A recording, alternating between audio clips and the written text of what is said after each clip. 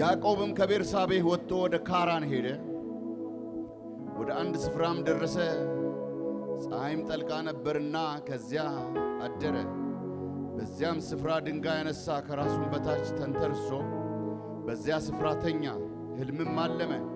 እነሆ መሰላል በምድር ላይ ተተክሎ እርሱም ወደ ሰማይ ደርሶ እነሆ እግዚአብሔር መላእክት ይወጡበት ይወርዱበትም ነበር።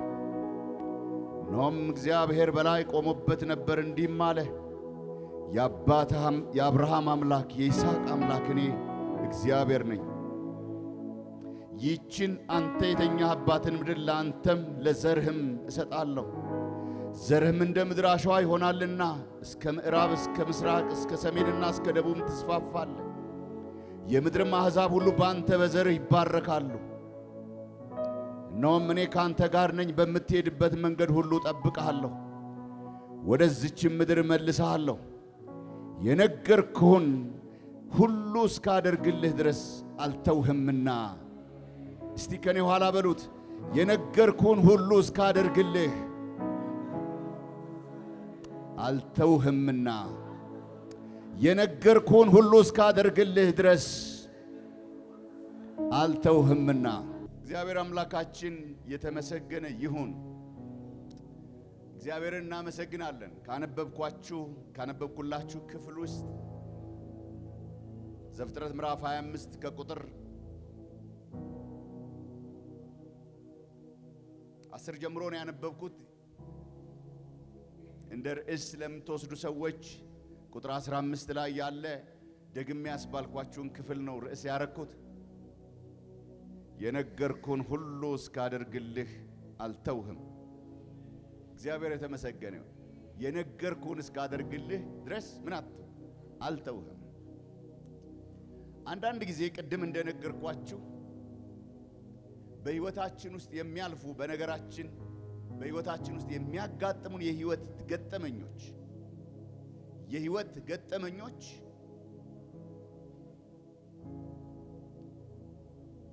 በእግዚአብሔር ላይ ያለንን እምነት የሚፈታተኑ ይሆናሉ። ዘፍጥረት ምዕራፍ 28 ከ10 እስከ 15 ነው።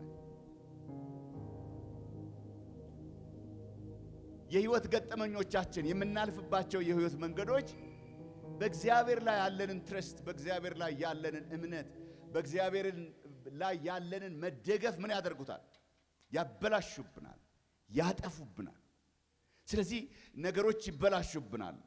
ዛሬ በመንገዳችን ላይ ስለሚገጥሙን ነገሮችና ምክንያቶች እንዲሁም እግዚአብሔር በመንገዳችን ሁሉ ከኛ ጋር መሆኑን እንድንገነዘብ ለማድረግ ነው በዛሬው ትምህርታችን ውስጥ በዛሬው ነገር ውስጥ ልናይ የምንወደው። እንግዲህ መጽሐፍ ቅዱስ ሲነግረን በዘፍጥረት ላይ የያዕቆብን ታሪክ እናያለን። ከምዕራፍ 28 እስከ ምዕራፍ 35 ያለውን አንዳንድ ሁኔታዎች ዳሰስ እያልን ለመሄድ እንሞክራለን። ግን መሪ ሐሳቤ ምንድን ነው? እኔ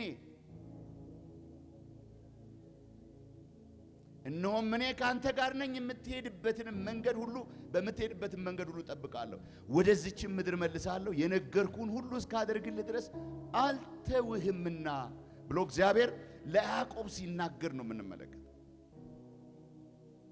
እንደምታስታውሱት ያዕቆብና ኤሳው ይስሐቅ ጸልዮ ያመጣቸው ሰዎች ናቸው፣ ልጆቹ ናቸው። ሚስቱ አትወልድም ነበርና ጸለየ። ከዛ በኋላ እግዚአብሔር ልጆች ሰጠው። 2 ልጆች በሆዷ ውስጥ እርስ በርሳቸው ምን ይሆኑ ነበር? ይታገሉ ነበር ይለናል። ትግል ነበረ እንደምታውቁት። ስለዚህ ምዕራፍ 25 ከቁጥር 21 እስከ 23 ባለው ውስጥ ሕዝብም ከሕዝብ ይበረታል፣ ታናሹ ለታላቁ ይገዛል ብሎ እግዚአብሔር ተነገራት። ምክንያቱም ለምኔ ነው ይሄ ነገር አለች፣ ውስጥ ሲገፋፉ። ስለዚህ ጠየቀች። ስትጠይቅ አይ እግዚአብሔር ያዕቆብን እንደመረጠ ገና ምንም ሳይኖር ገና ሳይወለድ ታሪኩ ሳይታወቅ ግን ያዕቆብን እንደመረጠ መጽሐፍ ቅዱስ ይነግረናል። እንደምታውቁት መጽሐፍ ቅዱስ ውስጥ ኤሳውና ያዕቆብ የሁለት ዓለም ሰዎች ሆነው ይቀመጣሉ። ያዕቆብ ምን አይነት ሰው ነው? እግዚአብሔርን የሚፈልግ በእግዚአብሔር የተመረጠ በእግዚአብሔር የተወደደ ሆኖ ይቀመጣል። ኤሳው ደግሞ የእግዚአብሔር ተቃዋሚ የዓለም ምሳሌ ሆኖ ሲቀመጥ እናያለን። ዕብራውያን ምዕራፍ 12 ቁጥር 16 ላይ በኩርናውን እንደሸጠ እንደናቀ ለዚህ ዓለም የሚመች ሰው ብሎ ያስቀምጠዋል። የዕብራውያን ጸሐፊ እንደዚህ ነው የሚያስቀምጠው ኤሳውን ለዚህ ዓለም የሚመች ሰው፣ ለዓለም ነገር በጣም ትኩረት የሚሰጥ። እዛ ታሪክ ውስጥ አልገባም። ኤሳው እንዴት አድርጎ በኩርናውን እንደሸጠ በምስር ወጥ በኩርናውን ለቀይ ወጥ ብሎ እንዴት እንደሸጠ መጽሐፍ ቅዱስ ስለሚናገር እዛ ውስጥ መግባት አልፈልግም። ነገር ግን መጽሐፍ ቅዱስ የሚነግረን ምንድነው? እሱ ኤሳው የዚህ ዓለም ነገር ላይ ትኩረት ያደረገ ይህን ዓለም የወደደ የእግዚአብሔርን ነገር የናቀ ብኩርናውን ያቃለለ ይለዋል። ያ ብቻ አይደለም። ዘፍጥረት ምዕራፍ 28 ቁጥር 8 ላይ ሄዳችሁ ብትመለከቱ እግዚአብሔር ያዕቆብን እንደመረጠ አባቱም ደግሞ ያዕቆብ ጥሩ ሰው ስለሆነ አይደለም፣ እሱን እመጣበታለሁ።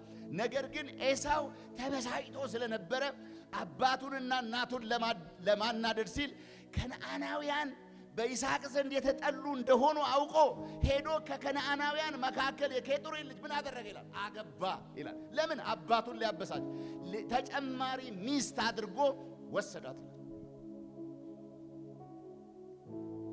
ኤሳው ይህን ዓለም የሚወድ ለዚህ ዓለም ነገር የተሰጠ ብኩርናውን ያቃለለ እንደሆነ ይነግረናል። አዲስ ኪዳንም ብሉይ ኪዳንም ይህንን ነው የሚነግሩን።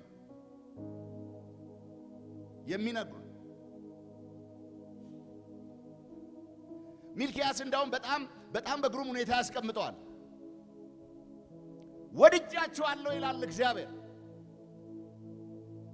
ይልና ወድጃችኋለሁ ይላል እግዚአብሔር። ለምን ብትሉ እግዚአብሔር ያዕቆብን ወደድኩ ኤሳውን ጠላው ብሎ ያለ አይደለም። ምን ያለምንም መስፈርት ያለምንም ምክንያት እግዚአብሔር በሉዓላዊነቱ እግዚአብሔር በሶቨሬን ዕውቀቱ ምን አድርጓል? ያዕቆብን ወደድኩ ብሏል።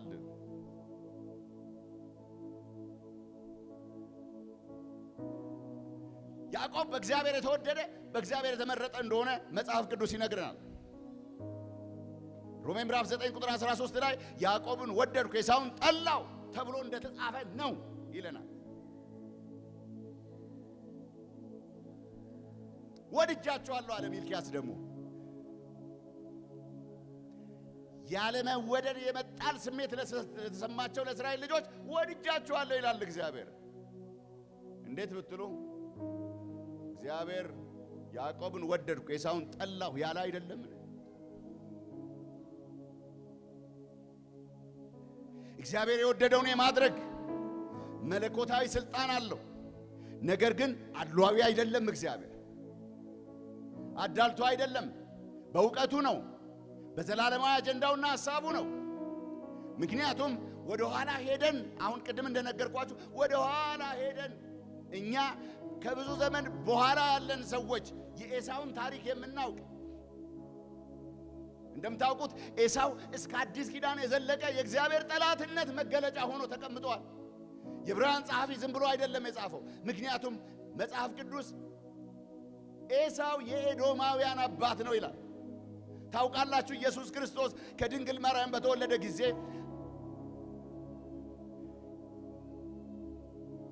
ተግቶ ኢየሱስን ለመግደል የፈለገው ሄሮድስ ኤዶማዊ ነው።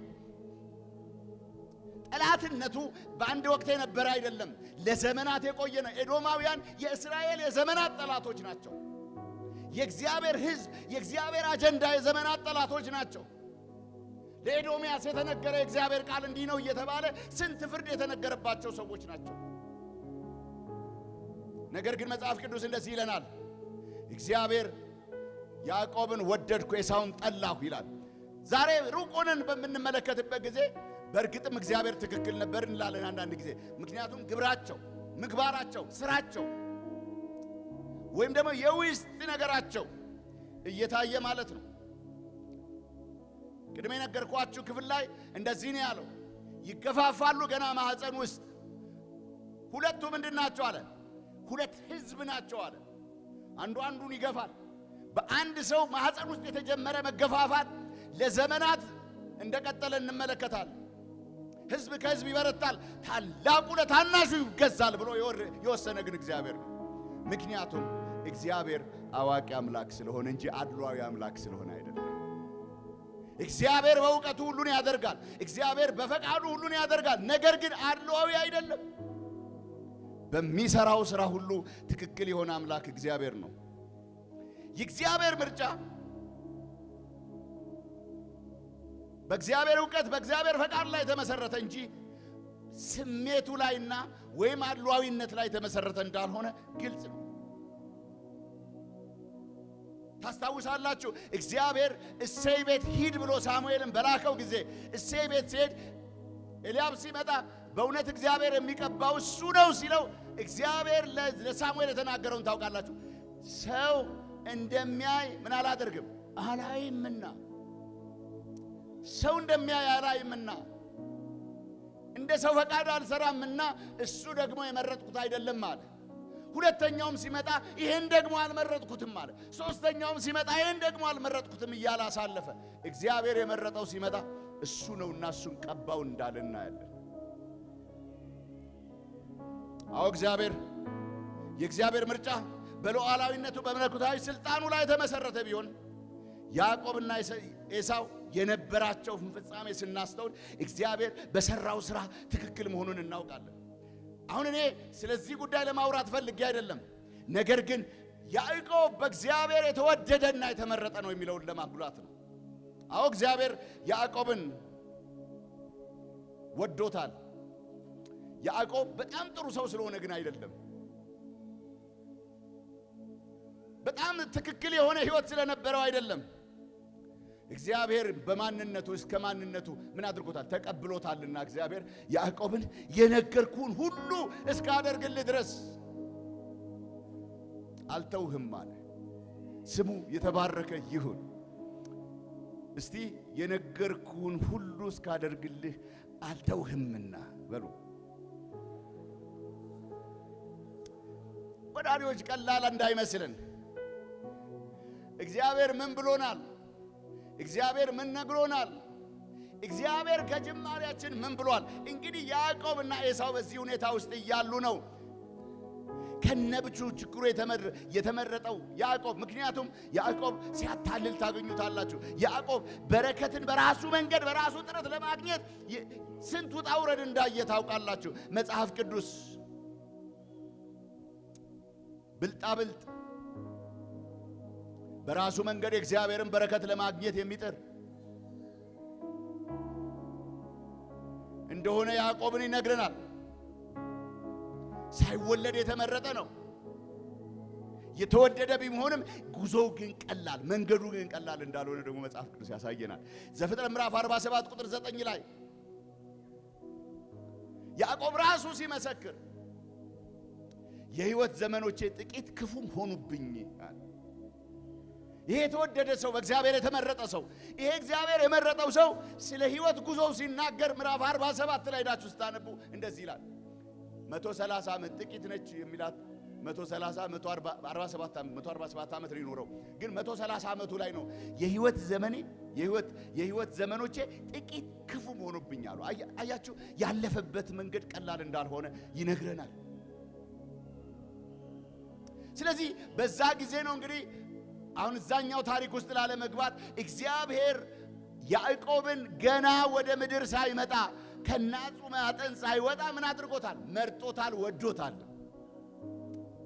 ይሄ ሰው ግን ወደ ምድር መጣ። ሲመጣ እርስ በርስ መገፋፋት ጀመሩ። የሆነውን ታሪክ ታውቃላችሁ። ያዕቆብ አታለለ። የኤሳውን ብኩርና ወሰደ። መጀመሪያ በምስር ወጥ ወሰደ። ከዛ በኋላ ደግሞ አባቱ ዘንድ ገብቶ ማንኝ ብሎ እኔ ኤሳው ነኝ ብሎ የኤሳውን በረከት ከይስሐቅ ወሰደ። ያዕቆብ በጣም ብልጣብልጥ ሰው እንደሆነ የታወቀ ነው። ታዲያ መጨረሻ ላይ ግን በሁለቱ ልጆች መካከል በኤሳውና በያዕቆብ መካከል በጣም ትልቅ ውዝግብ ሲመጣ ርብቃ ይስሐቅን አለችው፣ ከጤቄጢ ሴቶች ልጆች የተነሳ ሕይወቴን ጠላሁት። ያዕቆብ ከዚህ አገር ሴቶች ልጆች ሚስትን የሚያገባ ከሆነ በሕይወት መኖር ለምኔ ነው አለችው ይላል። ሆን ብላ ነው። ታውቃላችሁ፣ ሆን ብላ ነው። ሐሳቡ ስህተት ባይኖረውም ኤሳው ግን ያዕቆብን ለመግደል እንዳሴረ ስላወቀች ለያዕቆብም ደግሞ ስለነገረችው ምን ብለዋለች? ኤሳው ሊገልህ ይፈልጋል ብለዋለች። ስለዚህ ያዕቆብን ዞር ማድረግ ፈልጋለች ርብቃ። ስለዚህ ምን አለችው? ኤሳው ሄዶ ያዕቆብን ከመግደሉ በፊት ለይስሐቅ ነገረችው ርብቃ። ይስሐቅም ያዕቆብን ጠራው፣ ባረከውም፣ እንዲህ ብሎ አዘዘው። ምዕራፍ 28 ቁጥር 1 ከከናናውያን ሴት ልጆች ሚስትን አታግባ፣ ተነሳና ወደ እናትህ አባት ወደ ባቱኤል ቤት ወደ ሁለቱ ወንዞች መካከል ሂድ፣ ከዚያም ከእናትህ ወንድም ከላባ ሴት ልጆች ሚስትን አግባ ብሎ ይስሐቅ ትእዛዝ ሰጠው። ዛሬ እንድናይ የፈለግኩት ይሄ የተወደደ ሰው ያዕቆብ የሕይወት መንገዱ ውጣ ውረዱ ቀላል አልነበረም። አያችሁ፣ በእግዚአብሔር መወደድ ከሁሉ ነገር ነፃ የሚያደርገን አይደለም። በእግዚአብሔር መመረጥ ሁሉ ነገር አልጋ ባልጋ የሚያደርግ መንገድ አይደለም። ነገር ግን ምን አለው? ሂድ አለው። አሁን ዛሬ አንድ የያዕቆብን ጆርኒ፣ አንድ የያዕቆብን መንገድ፣ አንድ የያዕቆብን ሂደት እንድናይ ነው የፈለግኩት። ከዛ ውስጥ ምን እንማራለን የሚለውን ለማውጣት ስለፈለግኩ ነው። ስለዚህ ያዕቆብን አዘዘው ወደ ከነዓናውያን ሴቶች ሚስት አታግባ አለው። ስለዚህ ምን አድርግ? ወደ ሁለቱ ወንዞች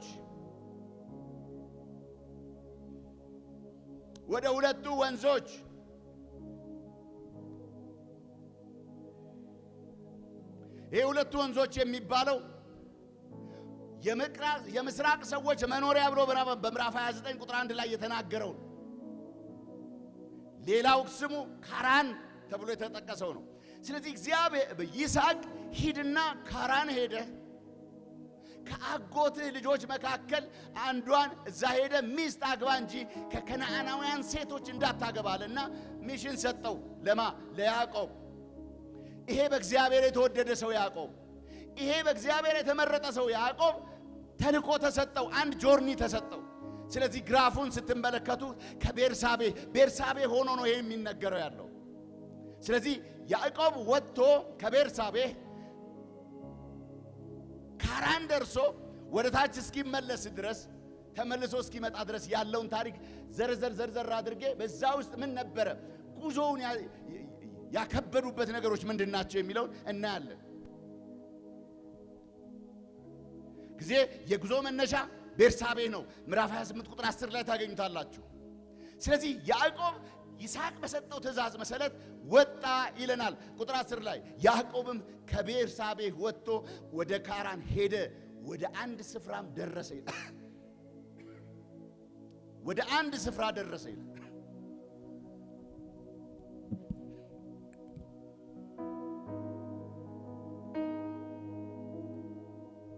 አንድ ስፍራ ደረሰ። የመጀመሪያው ዴስቲኒ ነው የያዕቆብ። ስለዚህ ወደ አንድ ስፍራ ደረሰ። ይሄ ስፍራ ቤቴል ብሎ ያዕቆብ ስም ያወጣለት ሎዛ የምትባለው ቦታ ነች። ከቤርሳቤ ተነስቶ ሎዛ ሲደርስ እግዚአብሔር ለአብርሃም ተገለጠለት ይለናል። እግዚአብሔር ተገለጠና አብርሃምን ለያዕቆብ ተገለጠለትና ያዕቆብን እንደዚህ አለው፣ እግዚአብሔር አምላክህ እኔ እግዚአብሔር ነኝ። እቺን አንተ የተኛህባትን ምድር ለአንተም ለዘርህም እሰጣለሁ። ዘርህ እንደ ምድር አሸዋ ይሆናል። በምዕራብና እስከ ምስራቅ እስከ ሰሜንና እስከ ደቡብ ትስፋፋለህ። የምድር አሕዛብ ሁሉ በአንተ በዘር ይባረካሉ። በቀጥታ ለያዕቆብ ዘፍጥረት ምዕራፍ 12 ላይ ለአብርሃም እግዚአብሔር የገባውን ተስፋ ያዕቆብ ላይ አደረገው። ባንተና በዘርህ ምድር ሁሉ ይባረካል። አምላክ እግዚአብሔር እኔ ነኝ፣ የወደድኩ የጠራው የመረጥኩ።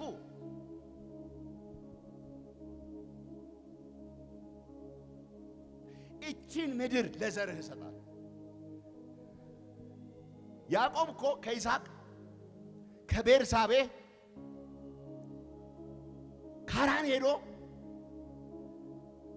ሚስት እንዳገባ ልጎት ነው።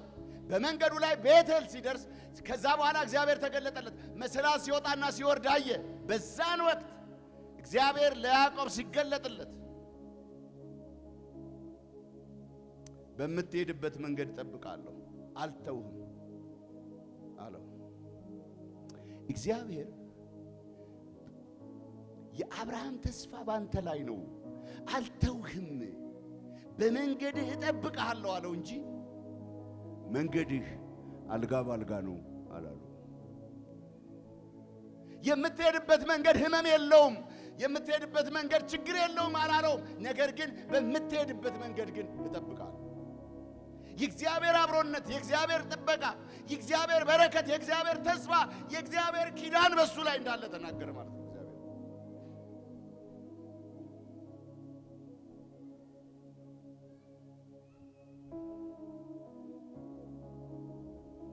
ስለዚህ ያዕቆብ በዚህን ጊዜ ነበረ ተስፋ፣ እግዚአብሔር ኪዳን፣ የአብርሃም ኪዳን እሱ ላይ እንደሆነ፣ አምላኩ እሱ እንደሆነ፣ በመንገዱ እንደሚጠብቀው እንደማይተወው፣ በረከት በሱ ላይ እንደሆነ፣ ከሱ የተነሳ አሕዛብ ሁሉ እንደሚባረኩ እግዚአብሔር ለአብርሃም ለያዕቆብ ተናገረ። ኪዳን ገባ። በዚህ ክፍል ውስጥ የአብርሃምን ኪዳን ብቻ አይደለም የምንመለከተው። ነገር ግን ያዕቆብ ደግሞ ምን አለ ለእግዚአብሔር? እግዚአብሔር ከኔ ጋር ቢሆን አለ። ቁጥር 20 እግዚአብሔር በዛ ስፍራ፣ ይሄ ስፍራ በእውነት የእግዚአብሔር ደጅ ነው አለ። እግዚአብሔር በዚህ ስፍራ አለ፣ እግዚአብሔር በዚህ ስፍራ ተገልጦልኛል አለ። የዛን ስፍራም ስም ቤቴል ብሎ ጠራው። የቀድሞ ስሙ ሎዛ ነበር ይላል። ቤቴል ብሎ ጠራው። ከዛ በኋላ ያዕቆብ እንደዚህ አለ። በዛ ስፍራ እግዚአብሔር እንዳለ ከተሰማው በኋላ እንደዚህ አለ፣ እግዚአብሔር ከኔ ጋር ቢሆን፣ በሚሄድበት በዚች መንገድ ቢጠብቀኝ፣ የምበላውን እንጀራ የምለብሰውንም ልብስ ቢሰጠኝ፣ ወደ አባቴ ቤት በጤና ብመለስ፣ እግዚአብሔር አምላኬ ይሆነኛል። ለሐውልት የተከልሁት ይህም ድንጋይ የእግዚአብሔር ቤት ይሆናል። ከሰጠኸኝም ሁሉ ለአንተ ከ10 እጅ አንዱን እሰጣለሁ ብሎ እሱ ደግሞ ለእግዚአብሔር ኮሚትመንት ገባ፣ ኪዳን ገባ። ራሱን አሰረ። እግዚአብሔር ለተገለጠለት ለመረጠው ለወደደው ጌታ ያዕቆብ ኪዳን ገባ። ተመልከቱ፣ ይሄ ክፍል ቤቴል እግዚአብሔር ለአብርሃም ለያዕቆብ የተገለጠለት የአብርሃምን ተስፋ የሰጠው እግዚአብሔር ከሱ ጋር እንደሆነ እንደሚጠብቀው፣ በመንገዱ እንደሚጠብቀው፣ እንደሚመራው፣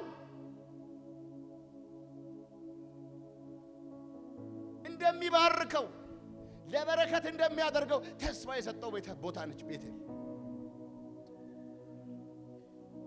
ያዕቆብ ለእግዚአብሔር ቃል እንደገባ እናያለን።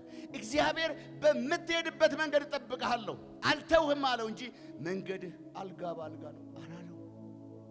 የሚሄድበት መንገድ እግዚአብሔር የወደደለትና የሚደርስበት በረከት የመዳረሻው መሰሪያ ነው።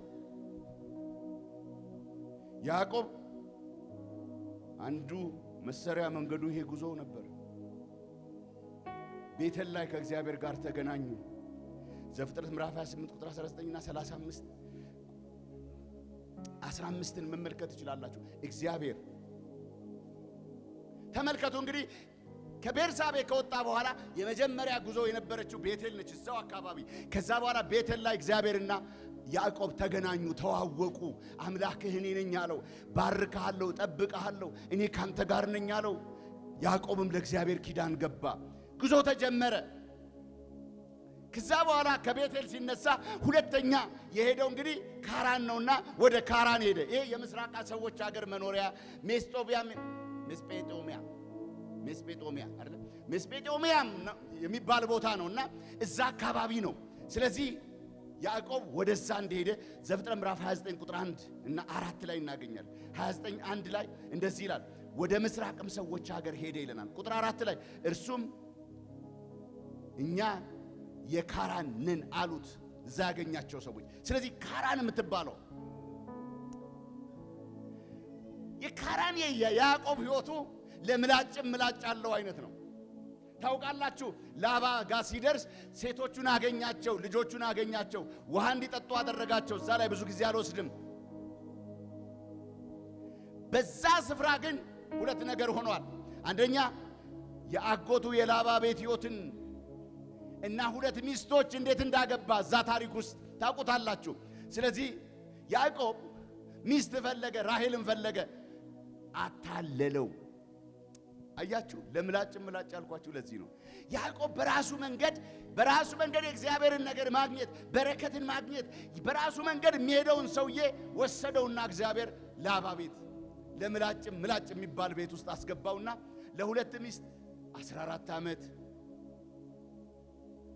ለበግና ለፍየል ደግሞ ተጨማሪ 6 ዓመት 20 ዓመት ሙሉ እዛ ምን ሲሆን ኖረ? በረከት ለማግኘት አሁን አፈስኩት ሲል ላባ ሲቀይርበት፣ አሁን አገኘው ሲል ላባ ሲቀይርበት፣ በረከቱን ሲያሳድድ ከስሩ ሲሸሸው፣ በብልጠት የሆነ ነገር አገኘው ሲል ነገር ግን ከሱ የባሰ ምላጭ አጋጥሞ ሲያታልለው ላታላይ ማታላይ ያለውና ያዕቆብ የፈለገውን በአቋራጭ ለማግኘት የፈለገውን ነገር ሳያገኘው ቀረ። በጣም ብዙ ነው የለፋው።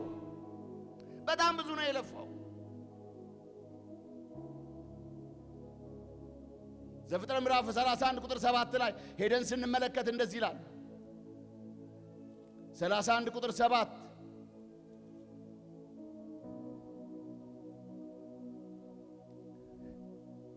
አባታችሁ ግን አታለለኝ፣ ደሞዜን 10 ጊዜ ለወጠ፣ እግዚአብሔር ክንፉ ያደርግብኝ ዘንድ አልፈቀደለትም ብሎ ለላባ ልጆች ለሚስቶቹ ሲነግራቸው እናያለን። ያዕቆብ በብልጠትና በአቋራጭ ለማግኘት የፈለገው ነገር እንደማይሳካለት እግዚአብሔር እያስተማረው ነበር፣ ለምላጭም ምላጭ አዘጋጅቶ። ስለዚህ ላባ ያዕቆብን ጉልበቱን ይበዘብዝ ነበር። ላባ ያዕቆብን ታውቃላችሁ፣ እዛ ክፍሉ ላይ ሄዳችሁ አንብቡት። ሌሊትና ቀን ተጋው፣ አውሬ ጠቦቶችን እንኳን አላገኘም። ለፋውኝ፣ አንተ ግን ባዶ እጄን አስቀረኝ፣ መቼ ነው ለቤቴ የምሰራው ብሎ ያዕቆብ ላባን ሲጠይቀው ታያላችሁ።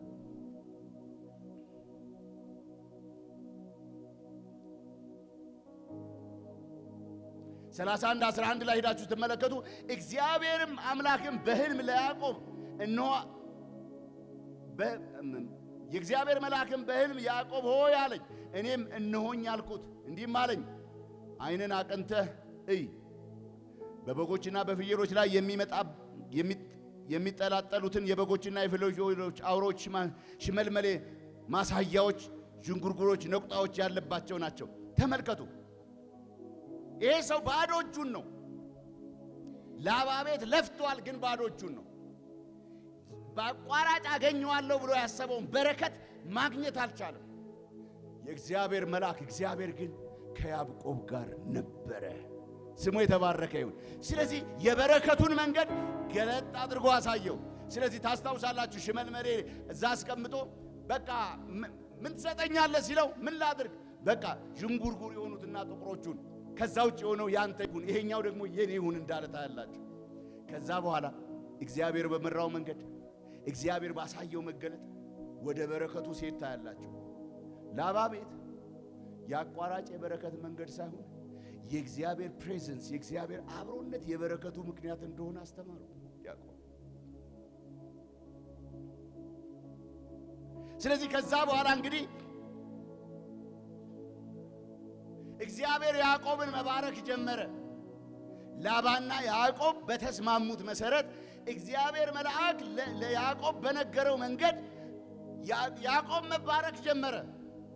ከዛ በኋላ ግን የያዕቆብ ልጆች ምዕራፍ 31 ቁጥር 1 የያዕቆብ ልጆች ግን ለአባታችን የሆነውን ሁሉ ወሰደ፣ እንዲህም ሁሉ ክብር ከአባታችን ከብት አገኘ ሲሉ ያዕቆብ መባረክ አስቆጫቸው። ይሄን ደግሞ ያዕቆብ ሰማ። ስለዚህ ሚስቶቹን ጠራና አባታችሁ ደሞዜን ስንት ጊዜ እንደቀያየረ እንዴት እንደለፋው ባዶ እጄን እንዴት እንዳስቀረኝ ታውቃላችሁ አላቸውና ከነሱ ጋር ተነጋገረ። እግዚአብሔር የተናገረህን አድርግ አሉት። ስለዚህ እግዚአብሔር ምን አለው? ተነሳና ወደ አባቶች ምድር ወደ መነሻ ስፍራ ተመልሰ ሂድ አለው እግዚአብሔር። ስለዚህ ያዕቆብ ለመነሳት ሲነሳ ከሚስቶቹ ጋር ተነጋገረ። ከዛ በኋላ የደረሰው ገለዓድ ነው። ገለዓድ ላይ ላባ በጎች ሊሸልት ሄዶ ስለሆነ ያዕቆብ ሾልኮ የወጣው አሁንም። ስለዚህ የያዕቆብን መኮብለል ላባ ሰማና መከተል ጀመረ፣ ማሳደድ ጀመረ።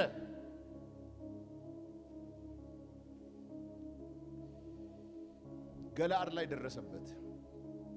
ነገር ግን ያዕቆብ ላይ ከመድረሱ በፊት የእግዚአብሔር መልአክ እግዚአብሔር ለላባ ተገለጠለትና አንድ ነገር እንዳታደርግበታል። ገለዓድ የላባ የበቀል ጉዞና የእግዚአብሔር የማዳን ጥበቃ ነው የምናየው። እግዚአብሔር ተመሰገነ። ገለዓድ እግዚአብሔር ማዳኑን የገለጠበት ቦታ ነው። ገለዓድ እግዚአብሔር እንዴት እንዳተረፈው ዛሬ አንድ ነገር ባልተረፈ ነበር። ነገር ግን እግዚአብሔር በሌሊት መጥቶ ምን አደረገኝ? ተናገረኝ ሲል እናያለን። ገለዓድ 31:22 ላይ ይህን ታገኙታላችሁ። በሶስተኛ ቀን ያዕቆብ መኮብለሉን ላባ ከተናገረው በኋላ ቁጥር 24 ላይ እግዚአብሔርም ወደ ሶርያ ሰው ወደ ላባ በሌሊት ሕልም መጥቶ ያዕቆብን በክፉ ነገር እንዳትናገረው ተጠንቀቅ አለው።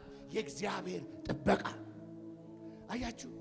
ያዕቆብ ፈርቷል። ያዕቆብ ላባ በሌለበት ተደብቆ ነው የሸሸው። እግዚአብሔር ግን ከያዕቆብ ጋር ነበር። ከገለዓድ ቀጥሎ መሃናይም ነው የምናየው በአራተኛ ደረጃ። እግዚአብሔር አብሮነቱን መገኘቱን አረጋገጠ። ዘፍጥረት ምዕራፍ 32 ቁጥር 1 ላይ ላባና ያዕቆብ ቃል ኪዳን ከተገባቡና ከተለያዩ በኋላ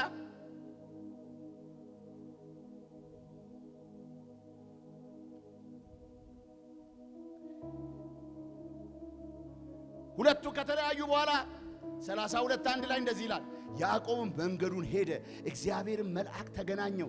ያዕቆብም ባያቸው ጊዜ እነሆ እግዚአብሔር ሰራዊት ናቸው አለ። የዚያን ስፍራ ስም መሃናይም ብሎ ጠራው አለ። የእግዚአብሔር መገኘት አብሮነቱን አረጋገጠለት። አሁንም ያዕቆብ መሃናይም ላይ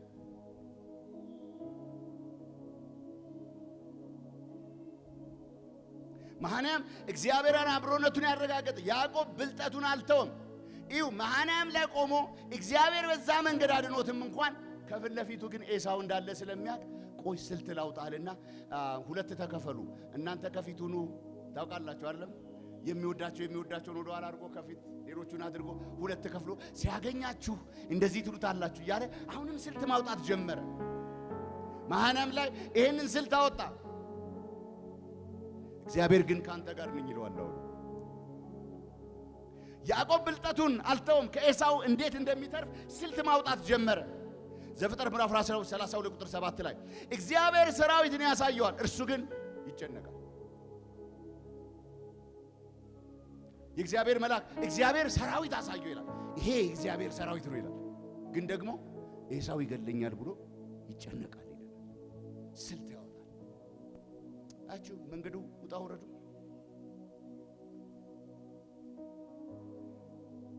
መዳን በራስ ጥበብ ሳይሆን በእግዚአብሔር ችሎታና የማዳን ኢንተርቬንሽን እንደሆነ ያሳየዋል። አምስተኛ የምናየው ጵኒኤል የምትባለዋን ቦታ ነው። ዘፍጥረት ምዕራፍ 32 ቁጥር 22 እስከ 30 ባለው እንግዲህ ኤሳውን ሊገናኝ ፈርቷል። ነገር ግን አሻገርና ብቻውን የቀረበት ስፍራ፣ በዚያም አንድ ሰው ሌሊቱን ሁሉ ሲታገለው አደረ ይለናል። ከዛ በኋላ ታገለው እንዳሸነፈውን ባየ ጊዜ ሽሉዳውን ነካውና አስነከሰው። ልቀቀኝ አለው። አለቀ። ምን ሳታደርገኝ እስቲ በሉት። አያችሁ፣ አሁን ወደ እውነተኛው የበረከት መንገድ ምን እየሆነ ነው? ያዕቆብ ያ አቋራጭ መንገዱን አይደለም። አሁን ግን ወደ እውነተኛው የበረከት መንገድ እየመጣ ነው። ያዕቆብ ወደ እውነተኛው በረከት እየተጠጋ ነው። ስለዚህ ከእግዚአብሔር ጋር ፊት ለፊት ተያይቷልና መታገል ጀመረ። ያዕቆብ መታገል ጀመረ። ነገር ግን ልቀቀኝ ሲለው አልለቅህም፣ ካልባረከኝ አልለቅህም አለ። አያችሁ፣ እግዚአብሔር የበረከቱን መንገድ አሁን ሊያሳየው ፈለገ። ስምህ ማን ነው? ያዕቆብ ማለት ተረከዝ ይዛል ነው ትርጓሜው። ነገር ግን ያዕቆብ እንደምታውቁት በግብር ስሙ ያዕቆብ በግብር ስሙ አታላይ ነው የሚባል። አያችሁ፣ ከእንግዲህ በኋላ ያዕቆብ አትባልም። ስምህ ምን ይሆናል? እስራኤል። የእግዚአብሔር የበረከቱ መንገድ ለውጥ እንጂ ብልጠት አይደለም። የእግዚአብሔር የበረከቱ መንገድ ለውጥ፣ እውነተኛ ለውጥ እንጂ ብልጠት አይደለም። በዚህ ክፍል ውስጥ የምናየው እሱን ነው። ጵኒኤል ያዕቆብ እግዚአብሔርን የታገለበት፣ ለበረከቱ እውነተኛ ለውጥ ያደረገበት፣ እውነተኛ የእግዚአብሔር በረከትን ደግሞ እግዚአብሔር ባረከው። እግዚአብሔር ተመሰገነ። እውነተኛ በረከት እግዚአብሔርን የሙጥኝ በማለት እውነተኛ በረከት በእውነተኛ ለውጥ እግዚአብሔር እንደሚባርክ ያስተማረው ስፍራ ነው። ቶሎ ልበል። ስድስተኛው ሱኮት የምትባል ነች። አሁን እየወረድን ነው። ከቤቴል ከእግዚአብሔር ጋር ተገናኝቶ ወደ ካራን የሄደው ያዕቆብ አሁን እየተመለሰ ነው። ጆርኒውን ወደ ኋላ እየመለሰ ነው። ወደዚህ ስፍራ መልሰሃለሁ ብሎ ተናግሮታል እግዚአብሔር። ስለዚህ ሲመለስ ያገኘው አንደኛ ሱኮት ነው። የፈራው አላገኘውም። ሱኮት በጣም ከፍተኛ ፍርሃት። ምክንያቱም ያን ምድር ለቆ የወጣበት ምክንያት ኤሳው ነው። ኤሳው ይገለኛል ብሎ ስለፈራ ደግሞ ሊገለው ስለፈለገ ነው። ስለዚህ በጣም ፍርሃት ነበረው። ወዳጆቼ እግዚአብሔር ከኛ ጋር ከሆነ የፈራ ነው አያገኘንም። ስሙ የተባረከ ይሁን። ኤሳውን በጣም ፈርቶት ነበር። ነገር ግን እንደፈራው ሆኖ አላገኘውም። እጅ መንሻ ልስጥህ ለአንተ ይሁን እኔ ብዙ አለኝ ይላል። በጣም ፈርቶታል። እሺ አብረን እንሂዳ አይ ይላል ያዕቆብ። አሁንም ፈርቶ ነው እኮ። አይ እኔ ግልገሎች አሉ ሴቶች አሉኝ፣ ቀስ እያልኩ እሄዳለሁ። አንተ ሂድ ግድ የለም።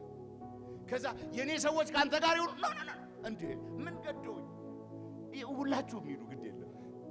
አያችሁ ያዕቆብ ፈርቷል። ከኤሳው የተነሳ ከባድ ፍርሃት ፈርቷል። ነገር ግን እግዚአብሔር ግን ማዳኑን ሊያሳየው ፈልጓልና የጠበቀውን ኤሳው አላገኘውም። ምክንያቱም እግዚአብሔር ከያዕቆብ ጋር ነበርና የጠራው የመረጠው መንገድ አምላክ በምትሄድበት መንገድ እጠብቅሃለሁ ብሎታል።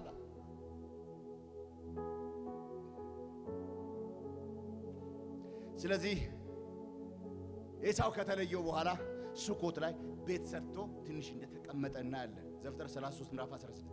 ከዛ ሰባተኛው ሴኬም ነው። ሴኬም መሰዊያን ሰርቶ እግዚአብሔርን የጠበቀበት ስፍራ ነው፣ ያመለከበት ስፍራ ነው። ነገር ግን እዛ ስፍራ ታውቃላችሁ፣ ዋና ነገሮች ላሳያችሁ ነው። ዲና ተደፈረች፣ ስምዖንና ሌዊ ተበቀሉ። ያዕቆብ በስራቸው ደስተኛ አልነበረም። ሄዳችሁ ስትመለከቱ እግዚአብሔር እንዲያመልኩት ለያዕቆብ ነገረው። ከእንግዳ አማልክት ተለዩ አላቸው። ስለዚህ ያዕቆብ ቤተሰቦቹን ጠራና አሁን እግዚአብሔር የምናመልክበት ጊዜ ነው። ስለዚህ እንግዶች አማልክቶች ይወገዱ፣ ጉትቻዎቻችሁን ሁሉ ምን አድርጉ አሉ አምጧል። በሴኬም ከመምሪያ አድባር በታች አማልክቶቻቸውና ጉትቻዎቻቸውን፣ በዛ ዘመን ጉትቻ ኮሚትመንት ነው፣ ኪዳን ነው። ስለዚህ አወለቀና ምን አደረገ? በመምሪያ አድባር ዛፍ በታች ቀበረ፣ መሰዊያን ሰራና እግዚአብሔርን ማምለክ እናመልካለን አለ። እግዚአብሔር የተመሰገነ ይሁን። በሴኬም ይሄው ነው። ከዛ በኋላ ኤፍራታ ወደምትባለው ቤቴል ደረሰ። ቀድሞ እግዚአብሔር ወደ ተገለጠበት ስፍራ መጣ። እግዚአብሔር እንደገና ተገለጠለት ይለናል። ምዕራፍ 35 ቁጥር 9 ይላል። ስሙን አጸና፣ ያዕቆብ እስራኤል ነህ ከዚህ በኋላ ነው። ከዛ በኋላ የተናገረውን ተስፋ አጸናለት። ቁጥር 12 35 12 ላይ እግዚአብሔር አሳረፋቸው ይለናል። ዘፍጥረት 35 ቁጥር 5 ላይ የእረፍት ዘመን ከእግዚአብሔር ታወጀላቸው። በቤቴል ተገልጦ እባርካለሁ ባለውና ካራን ደርሶ ተመልሶ ቤቴል ደርሶ እግዚአብሔር ከጠላቶቻቸው ሁሉ ነው የሚለን። ምዕራፍ 35 እሷን ላንብባት። ምዕራፍ 35 ቁጥር 5 ጀምሮ እግዚአብሔርም ፍርሃት በዙሪያቸው ባሉ ከተሞች ሁሉ ወደቀ። ያዕቆብንም ልጆች ለማሳደድ አልተከተሏቸውም። ያዕቆብም ከእርሱም ጋር የነበሩት ሰዎች ሁሉ ከከነዓን ምድር ወዳለችው ወደ ሎዛ መጡ። እርሷም ቤቴል ናት። በዚያ መሠዊያን ሠራ። የዚያ ቦታ ስም ኤል ቤቴል ብሎ ጠራው። እርሱም ከወንድሙ ፊት በሸሸ ጊዜ እግዚአብሔር በዚያ ተገልጦለት ነበርና። አያችሁ፣ እግዚአብሔር ተገልጦ በዚህች እንኳን አጭር ጆርኒ ውስጥ ከቤርሳቤ ተነስቶ ካራን ደርሶ ተመልሶ ቤቴል እስከሚመጣ ድረስ ባለው በቤቴል የተገለጠለት አምላክ እግዚአብሔር እባርካለሁ ከአንተ ጋር ነኝ እንዳትፈራ ያለው አምላክ እግዚአብሔር በዚህ ጆርኒ ውስጥ አሳልፎ እግዚአብሔር ያዕቆብን ቀርጾ አብሮነቱን አሳይቶ ካመጣው በኋላ እግዚአብሔር ከጠላቶች ሁሉ በዙሪያው ካሉት ሁሉ አሳርፎት እሱን እንዲያመልክ እድል ሰጠው ይላል። ወንድሞችና እህቶች አያችሁ፣ የያዕቆብን መንገድ ስንመለከት ምን ይቀርልናል? ዛሬ በአብርሃም በረከት የተጠራችሁ በእግዚአብሔር የተወደዳችሁ ልጁን ኢየሱስ ክርስቶስ በመስቀል ላይ እንዲሞት የሰጣችሁ የህይወት ጉዟችሁ ጆርኒያችሁ ምን ይመስላል? አያችሁ፣ የህይወት ጉዟችን አልጋ ባልጋ አይደለም። ውጣ ውረዳለሁ። አንዴ ወደ ላይ አንዴ ወደ ታች፣ አንዳንድ ጊዜ በብዙ ማስጨነቅ። ያዕቆብ ተጨንቋል፣ ፈርቷል፣ በብዙ ነገር ፈርቷል። ብዙ ነገር አጋጥሞታል። በብልጠት ሊሄድ ሲል የበለጠ ብልጥ አጋጥሞታል። በረከትን በአቋራጭ ሲፈልግ በአቋራጭ እንደማይቻል አሳይቶታል። ነገር ግን የጠራው አምላክ እግዚአብሔር፣ ነገር ግን የመረጠው አምላክ እግዚአብሔር፣ ነገር ግን የወደደው አምላክ እግዚአብሔር የረፍት ዘመን ከፊት ለፊቱ አዘጋጅቶለታል። ቤቴል የረፍቱ ስፍራ ነች። ቤቴል የአብርሃም ተስፋ ለያዕቆብ የሚፈጸምበት ስፍራ ነው። ከቤቴል እስከ ቤቴል ባለው መንገድ ግን ውጣ ውረዶቹ አስቸጋሪዎች ነበሩ። ዛሬም እናንተ የተወደዳችሁ የእግዚአብሔር ልጆች በመስቀሉ ስራ የተወለዳችሁ የተወደዳችሁ የእግዚአብሔር ሰዎች ለእናንተ መልእክት አለኝ። የህይወት ጉዟችሁ ጆርኒያችሁ አስቸጋሪ ውጣ ውረድ የሞላው ሊሆን ይችላል። ነገር ግን ተስፋን የሰጠን የታመነ ነው። ሃሌሉያ! እሱ የታመነ ነው።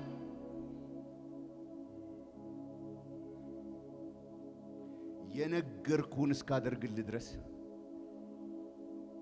አልተውህም። የጥሪያችሁ ጅማሬ ላይ ያኔ በልጅነታችሁ ዘመን እግዚአብሔር ምን አላችሁ? ምን ተናገረ? ስለናንተ ምን ተስፋ ሰጠ? ምን ኪዳን ገባችሁ? አንዳንድ ጊዜ እንደ ተረት እንቆጥረዋለን። እኔ በጣም በልጅነቴ ስለሆነ ወደ ጌታም የመጣሁት አገልግሎትም የጀመርኩት ማት ነገር እግዚአብሔር ሲናገረኝ ማት ነገር ሲናገረኝ አይመስለኝም ነበር። ከዛ በኋላ ደግሞ የማልፍባቸው መንገዶች ህልም ይሆንብኝ ነበር። ወይ ብዬ ተስፋ የምቆርጥባቸው በርካታ ቀኖች ነበሩ። የወደደኝ ማንነቴን አይቶ ሳይሆን መርጦ የወደደኝ ተስፋ የሰጠኝ አምላክ እግዚአብሔር ግን እነዛን ሁሉ ጨለማ ቀናት አሳልፎኛቸዋል። ወንድሞችና እህቶች የተወደዳችሁ የእግዚአብሔር ምርጦች እግዚአብሔር ጅማሬያችሁ ላይ ምን ብሏችሁ ነበር? ጠፋባችሁ ወይ? የት ጋር ነው ያለው እግዚአብሔር ያላችሁ ነገር? ህልም ሆነባችሁ? ጨለማው አስደነገጣችሁ? ምን ሆናችሁ? እንዴት ታዩታላችሁ? አይ ብሎኝ ነበር ነው የምትሉት? አንዳንድ ጊዜ ቅድም ነግሬያችኋለሁ። አሳፍ የእግዚአብሔር ሰው አሳፍ በጣም ጭንቅ ውስጥ ሲገባ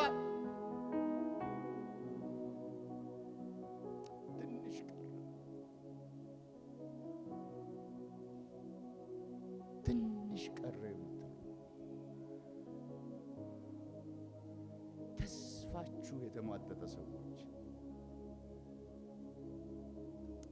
መንገዳችሁ የከበደባችሁ ሰዎች ዛሬ ትንቢት መናገር አይጠበቅብኝም።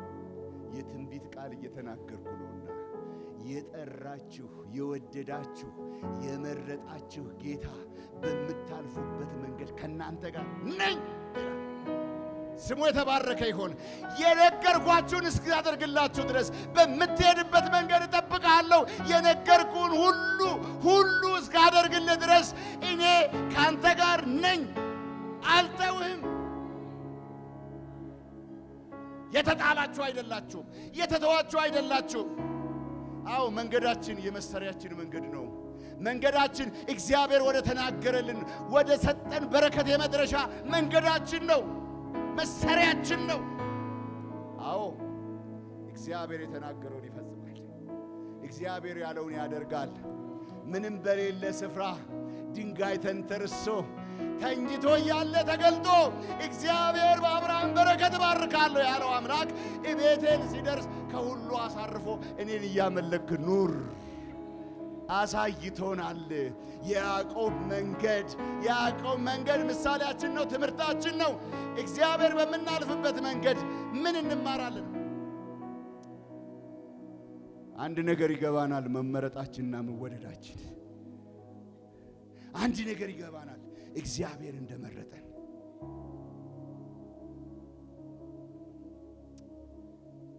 ምን ብሏችሁ ነበር? የተናገረው እጃችሁ ላይ አለ? ጭንቅላታችሁ ውስጥ አለ? ልቦናችሁ ውስጥ አለ? ወይስ ተስፋ ተቆርጣችኋል? ዛሬ የሰራዊት ጌታ እግዚአብሔር የሚላችሁ እንደዚህ ነው። የነገርኩን ሁሉ እስካደርግልህ ድረስ አልተውህም። እንጸልያለን።